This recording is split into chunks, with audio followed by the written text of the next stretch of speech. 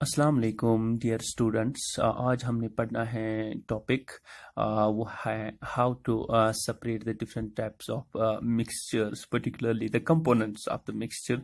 कि मिक्सचर के different component जो होते हैं जिनसे लेके ये मिक्सचर बना होता है, इनको हम कैसे सेपरेट कर सकते हैं। क्योंकि हम जान चुके हैं कि हमारे जो सब्सटेंसेस होते हैं या हमारे जो मिक्सचर्स होते हैं उनमें बहुत सारे कंपोनेंट्स होते हैं जिनसे लेके ये मिक्सचर बना होता है। या एक सब्सटेंसेस में हमारी जो इम्प्योरिटीज़ होती हैं, जो बहुत सारी इम्प्योरिटीज़ होती है हमारे सब्सटेंसेस में। We are having the different types of substances that are not chemically pure. वो केमिकली प्योर नहीं हो सकते हैं, जैसे कि यहाँ पे हमने लिखा कि they are either mixed with impurities, उनके साथ इम्प्योरिटीज़ जुड़ी होती है और अदर सब्सटेंसेस जुड़े होते हैं जो इम्प्योरिटीज़ का काम करते हैं। तो इन इम्प्योरिटीज़ को हमने अलग करना है so that we can get the pure substance as well. So we are in need of the different types of the processes. तो यहाँ पर हमारी बहुत सारी processes ज़रूरत होंगी जिनसे हम इन सारी इम्प्योरिटीज़ को या इन सारे सब्सटेंसेस को अलग अलग कर सकते हैं, so that we can get the product of our need as well, or we can get the components of mixture separately as well. So what are the different types of the processes that we are going to deal? तो इस topic में हमने पढ़ना है कि कौन सारी वो प्रोसेसेस हैं, कौन सारी वो डिफरेंट तजुर्बात हैं या प्रोसेसेस हैं जिनको हम मिलाकर यहाँ पर डिफरेंट कंपोनेंट्स ऑफ मिक्सचर को सेपरेट कर सकते हैं। तो इस इन तनाजुर में हमने पहली जो यहाँ पे प्रोसेस ली है जिससे लेके हम डिफरेंट कंपोनेंट्स ऑफ मिक्सचर को सेपरेट कर रहे हैं, वो है पहली one that's called as evaporation. कि इवोपरेशन हमें कैसे मदद कर सकती है कि डिफरेंट जो कंपोनेंट्स ऑफ मिक्सचर हैं उसको कैसे अलग अलग करने में हमें इवोपरेशन मदद कर सकती है। जो कुछ हमने यहाँ पे लिखा है, यहाँ पे हमने लिखा है कि how can we obtain the coloured component that's called as dye from blue और ब्लैक इंक। चूंकि हम ब्लू और ब्लैक इंक को जानते हैं, ब्लू और ब्लैक इंक जो होती है उसमें वो डाई जुड़ा होता है वाटर के साथ, तो हम इस डाई को कैसे अलग कर सकते हैं इस वाटर से। So with the result of that we can separate the components of that very mixture by the process of evaporation. इसके लिए हमें एक छोटी सी एक्टिविटी करनी है जिससे हमें पता चलता है कि हम कैसे इसको अलग अलग कर सकते हैं।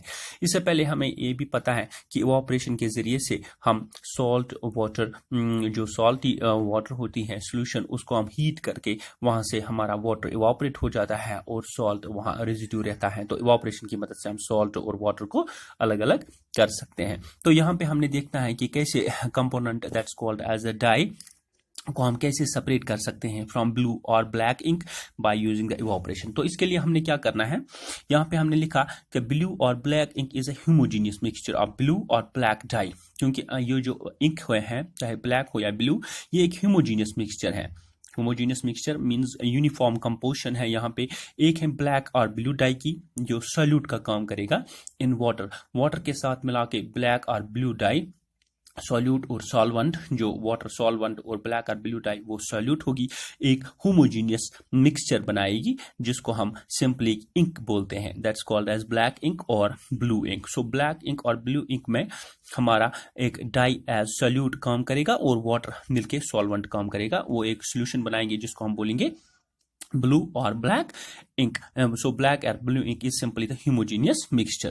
So the component of mixture can be separated by the process of evaporation. क्योंकि हमने यहाँ पे देखा कि evaporation इन सारे component को अलग अलग करेगी, इस डाई को अलग करेगी water से, so we can get that. So activity में हमने क्या लिखा, put few drops of black और blue ink on the watch glass. क्योंकि यहाँ पे हमने वॉच गिलास लिखा है, ये ऊपर वाला जो है ये हमारा वॉच गिलास है जो सर्कल में यहाँ पे ऊपर से दिख रहा है, ये हमारा वॉच गिलास है। इस पर हमने few drops of this black और ब्लू इंक जो है हमारी यहाँ पे इसमें डालना है हमें।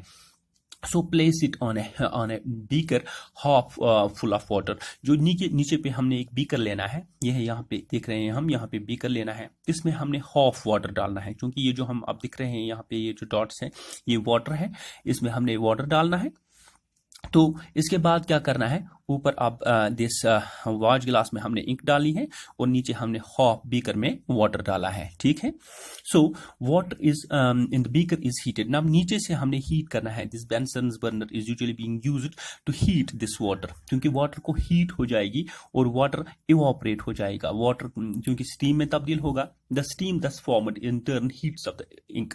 क्योंकि यहाँ से स्टीम उठेगी, वो गर्म स्टीम होगी और इस वॉच गिलास के नीचे से इसको गर्माएगी। तो with result of that we can say the watch glass turns into it gets warmed, it gets heated up. When it gets heated up it simply will heat up this ink, और इसके अंदर से जो ink है वो भी गर्म हो जाएगी, क्योंकि जो इंक है वो दिस वॉच गिलास में है, वो पूरी तरह से गर्म हो जाएगी because of the steam that is usually been formed by the heating of the water. क्योंकि वाटर से स्टीम उठेगी और वो इंक को गर्माएगी। The water present in the ink will evaporate and ultimately a blue or black residue will be left on the watch glass. चूंकि यहाँ जो ink है वो पूरी तरह से गर्म हो जाएगी, a stage will reach it when the water present in the ink, the solvent in the ink will simply evaporate. चूंकि यहाँ पे हम देख रहे हैं this evaporation will occur from that of ink. ink से ये evaporation हो जाएगी, water इसमें से निकलेगा और इसमें जो black और blue dye है वो as residue रहेगा। ये जो आप देख रहे हैं यहाँ पे blue और black dye after evaporation रहेगा। So we can say how we have separated this water from that of the blue or black dye, black or blue ink. That's black or blue dye जो है वो नीचे रह जाएगा और water evaporate हो जाएगा because of the excessive heating that is usually been obtained through water that will in turn heat up the ink.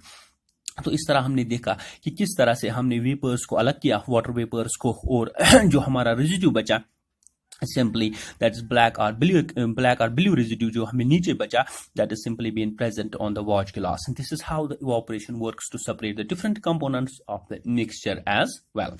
तो यहाँ से जो हीट उठी उसने वाटर को गर्माया, तो वाटर ने इन टर्न जिस इंक को गर्माया, तो गर्म करने की वजह से जो इंक है इसमें से वाटर निकलता जाता है वेपर्स की सूरत में, और जो यहाँ पे रहा ये ब्लैक रेजिड्यू और ब्लू रेजिड्यू वो simply and that is simply the dye that is usually been left behind. तो यहाँ पे एक सवाल उठता है कि हमने इंक को डायरेक्टली क्यों हीट नहीं किया। इसके लिए हमने यहाँ पे आपके लिए नोट भी लिखा है, यहाँ पे आपके लिए रखा है ये पॉइंट कि हमने इंक को डायरेक्टली यहाँ पे हीट क्यों नहीं किया।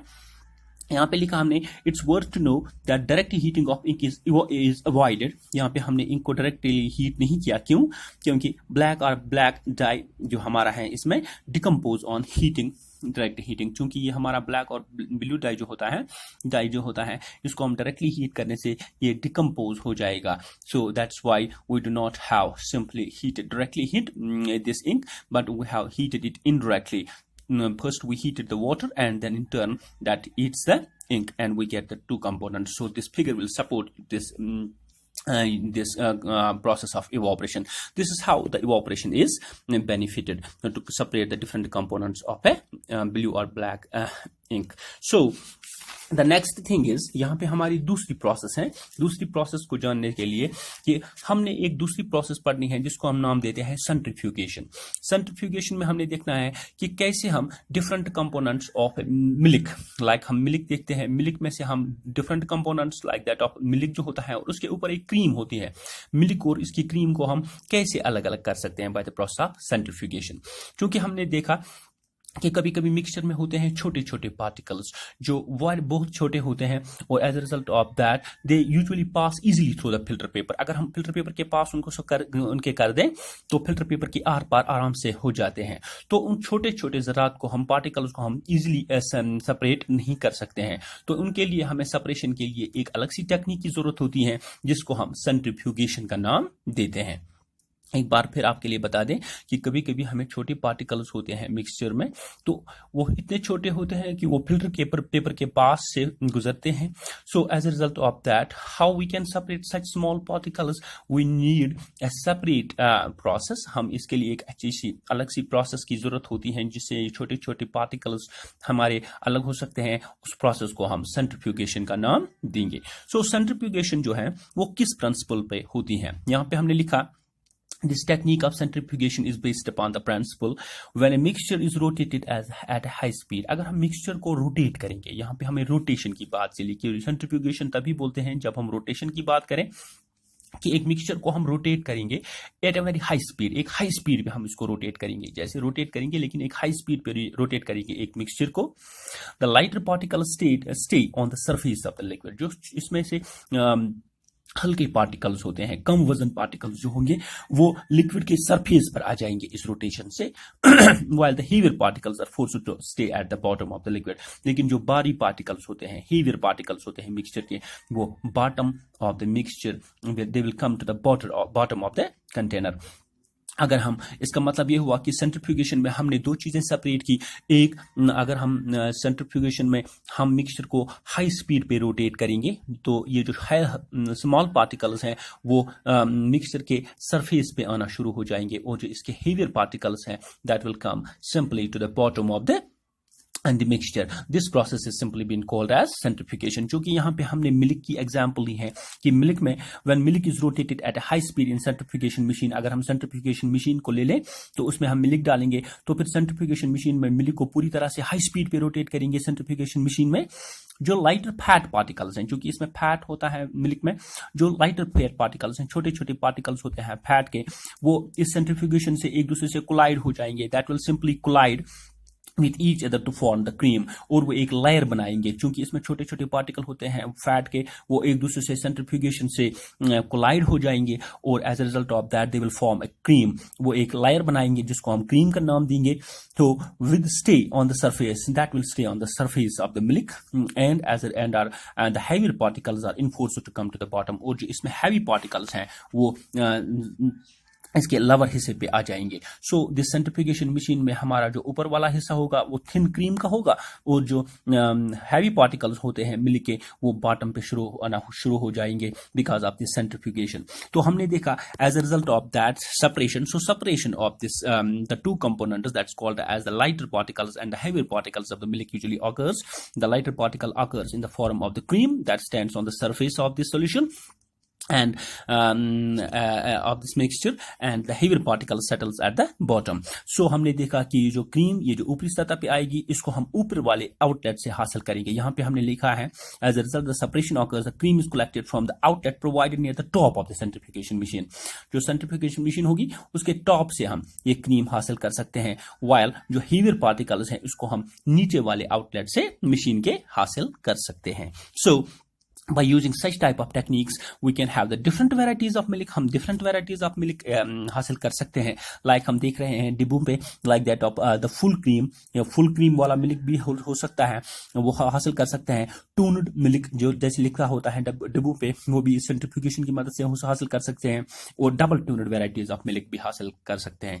that's how the second process that's called as centrifugation works in the separation of the different components of the milk as well। तो यहाँ पे हमने एक छोटी सी यहाँ पे ये फिगर लिखी है, ये हमारा मिल्क है बिफोर सेंट्रीफ्यूगेशन, और ये हमारा मिल्क है after centrifugation. The centrifugation that means the cream that we get, and this is simply the milk that will settle at the bottom, and the cream is lighter that is stands on the top. This is rapidly rotating rotor, this is rotor, this simply shows the rotation. That's how we can simply get the two components of the milk। So dear students, who have completed the two processes, that's one is called evaporation, how it helps in the separation of the components of mixture, and the second one that's called as centrifugation। Thank you.